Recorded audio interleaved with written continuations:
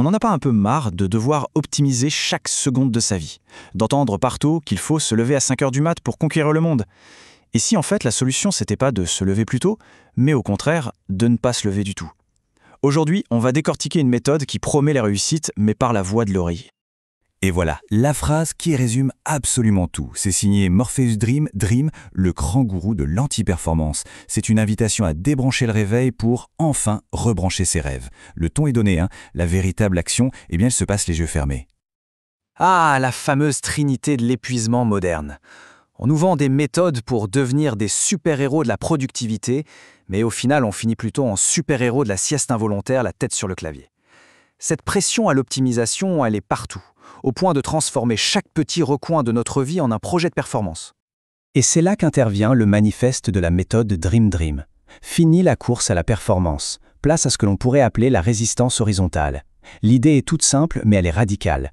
Le plus grand acte de rébellion aujourd'hui, face à la tyrannie de la productivité, c'est peut-être juste de tirer ses rideaux et de piquer un bon somme. Alors, ce tableau, il illustre parfaitement le grand mensonge de l'industrie du mieux-être. On nous promet l'épanouissement et on récolte l'épuisement.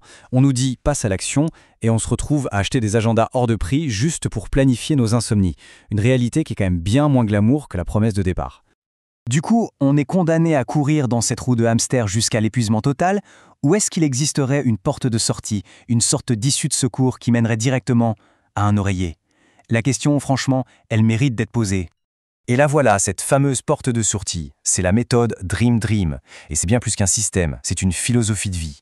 L'art de laisser ses rêves venir à soi, au lieu de s'épuiser à les pourchasser. On ne court pas un marathon, non, on flotte tranquillement dans un rêve. Et attention, ce n'est pas une fantaisie sortie de nulle part. La méthode, elle s'ancre dans une tradition académique des plus solides, l'école du somnambulisme créatif. Et rien que le nom du fondateur, professeur Hypnos Fonorier, ça respire la rigueur scientifique, pas vrai? Allez, on va maintenant plonger dans les fondements qui soutiennent cette révolution. Une science qui enfin valorise notre incroyable capacité à ne rien faire du tout. Je vous présente la neuroscience paresseuse. Mais regardez-moi ces chiffres, c'est sans appel. 100% de rêves réalisés dans sa tête. Et c'est bien le seul endroit où ça compte vraiment. 0% d'épuisement. Je pense que les coachs en productivité ne vont pas s'en remettre. Les données, même si elles sont fictives, elles parlent d'elles-mêmes. Et si jamais il y a encore des sceptiques, voilà un témoignage direct du terrain, tout droit tiré du journal de bord du maître. Président d'un pays de chat après une raclette et 12 heures de sommeil. Qui dit mieux? Oubliez le vision board, adoptez la vision app, la sieste visionnaire. Bon, alors, comment on y arrive?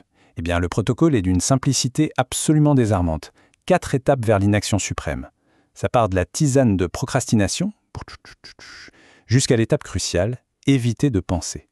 C'est un entraînement de très haut niveau pour atteindre le néant productif. Mais la théorie, c'est bien beau. En pratique, ça donne quoi sur de vraies personnes? Accrochez-vous, parce que les témoignages qui suivent sont la preuve vivante de l'efficacité redoutable de cette méthode.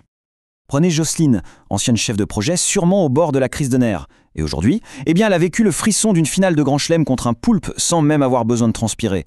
Le bonheur à l'état pur, accessible directement depuis son lit. Et que dire de Bertrand, cet influenceur éco-fatigué? Il a complètement révolutionné son modèle économique. Fini les placements de produits épuisants, bonjour les placements de siestes sponsorisées. Le type monétise son inaction. C'est du pur génie. Bien sûr, une méthode aussi puissante, ça comporte quelques risques, ou plutôt des effets secondaires assez désirables. Confondre ses rêves et la réalité, c'est un peu le but ultime en fait. Le seul vrai danger, la ligne rouge à ne jamais franchir, c'est de vouloir transformer cette libération en une nouvelle machine à cash. Là, c'est l'expulsion immédiate. Et si on se projette un petit peu, l'adoption massive de la méthode Dream pourrait complètement redessiner notre monde. Moins d'émissions carbone, la fin des open space, ces temples de l'anxiété, et le remplacement de toute l'industrie du coaching par des oreillers.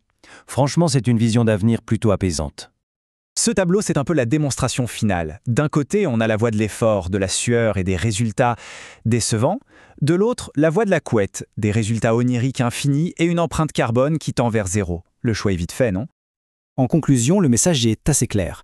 Il est peut-être temps d'arrêter de courir après le succès et de simplement le laisser nous trouver pendant notre sommeil. Il est temps de rejoindre la slipolution, la grande révolution par le repos. La question finale, c'est donc celle-ci.